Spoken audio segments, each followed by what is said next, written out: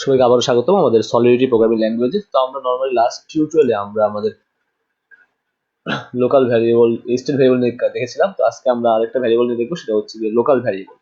So local variable কি করি, আমরা নর্মালি আগের প্রোগ্রামিং ল্যাঙ্গুয়েজগুলোতে দেখেছি আমাদের এখানে ভ্যারিয়েবল ছিল, সেটা আমরা যখন কোনো ফাংশনের মধ্যে আমরা ভ্যারিয়েবল ডিক্লেয়ার করি সেটা লোকালি কাজ করে। লোকাল ভ্যারিয়েবল এবং গ্লোবাল ভ্যারিয়েবল আমরা দেখেছিলাম। ওকে, তো ঠিক সেম থিং এখানেও লোকাল ভ্যারিয়েবলের কাজটা এরকমই। আমরা কোনো একটা যখন কন্ট্রাক্ট তৈরি করব, সেই স্পট করা তৈরি করার সময় আমরা যখন ফাংশন লিখি, ফাংশনের মধ্যে যখন আমরা একটা ভ্যারিয়েবল ডিক্লেয়ার করি, সেই ভ্যারিয়েবলের স্কোপ কিন্তু ওই ফাংশনের মধ্যেই থাকে।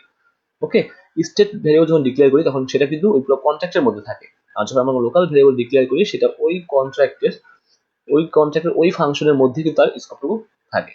চলুন আমরা একটু হাতে কলমে দেখি। ফার্স্ট অফ অল আমি একটা কন্ট্রাক্ট তৈরি করে দিচ্ছি। কন্ট্রাক্ট কিওয়ার্ডের মাধ্যমে নাম দিচ্ছি লাইক এল ভ্যারিয়েবল। এল ভ্যারিয়েবল মিন্স আমি এখানে বলতে যাচ্ছি লোকাল ভ্যারিয়েবল। ওকে, সো প্রথমত আমরা সাপোজ এখানে একটা ভ্যারিয়েবল ডিক্লেয়ার করি, লাইক ইউনিট দিলাম, নাম দিলাম হচ্ছে গিয়ে আইডেন্টিফাই দ্য পাবলিক, এবং লাইক কি দিতে পারি, কিন্তু যেহেতু আনসাইড ইন্টিজার সো আমি দিলাম হচ্ছে রোল। ওকে, সো আমি তার ভ্যালু অ্যাসাইন করলাম না, দেন আমি বুলিয়ান একটা টাইপ ডিক্লেয়ার করে নিচ্ছি। বারবার ইউনিট লিখি কেন, ইউনিট। ওকে, বুলিয়ান, এবং এটা আমি পাবলিক আইডেন্টিফাই ইউজ করছি, এবং just name, that's it. So আমি দুটো ভ্যারিয়েবল এখানে ডিক্লেয়ার করলাম। সো এখন একটা ফাংশন ডিক্লেয়ার করি, লাইক ফাংশন ট্যাব দিলে আসবে না যেহেতু এটা সাবলাইম টেক্সট বা পিএস কোড না। সো ফাংশন নাম দিলাম হচ্ছে like example.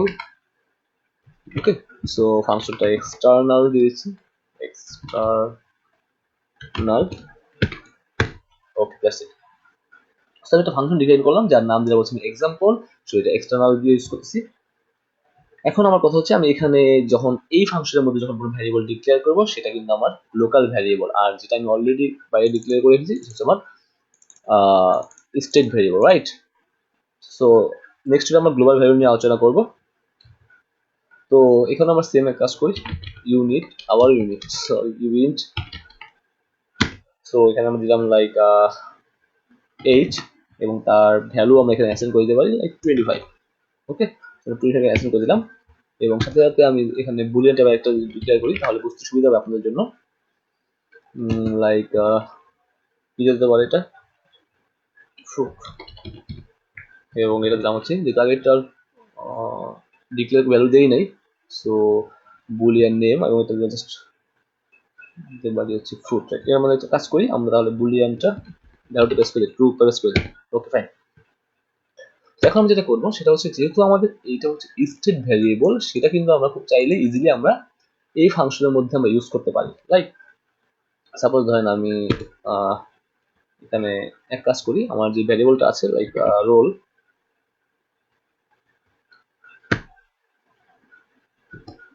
Right,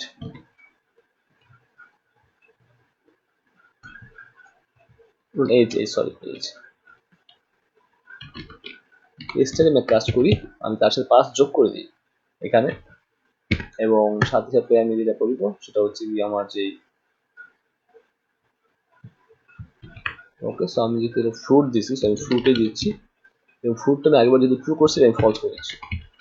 that's it, আমি ভ্যালু চেঞ্জ করতে চাই। ওকে, এবং একটা কাজ করতে পারি, আমরা যে স্টেট ভ্যালু ডিক্লেয়ার করেছিলাম রোল এবং নেম, সেটার ভ্যালু আমরা এখানে কিন্তু চাইলে অ্যাসাইন করতে পারি। লাইক আমি রোলটা এখানে দিচ্ছি, রোলটা এখানে দিচ্ছি হচ্ছে 1, এবং নেমটা দিচ্ছি সেখানে জাস্ট,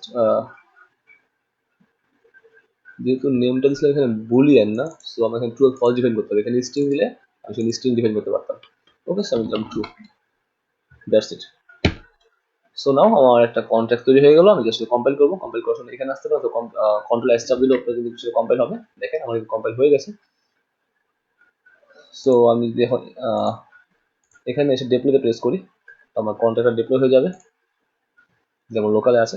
সো দেখেন আমার কিন্তু এখানে ডিপ্লয় হয়ে গেছে কন্ট্রাক্টটা। সো আমি এখানে আসার পরে দেখেন আমার যে অরেঞ্জ কালার সেটা হচ্ছে ফাংশন, এটা হচ্ছে আমার জাস্ট ভ্যারিয়েবল, রাইট? আমি এক কাজ করি, ভ্যারিয়েবল লিখি নেম, সেটা দিলাম ফলস, রোল দিলাম হচ্ছে 0, তার মানে হচ্ছে প্রথমত অবস্থায় আমি রোল এখানে ডিক্লেয়ার করিনি, এবং নেমটা এখানে ফলস রাখছি। এখন কথা হচ্ছে সেটা ফলস কেন আসলো, রাইট?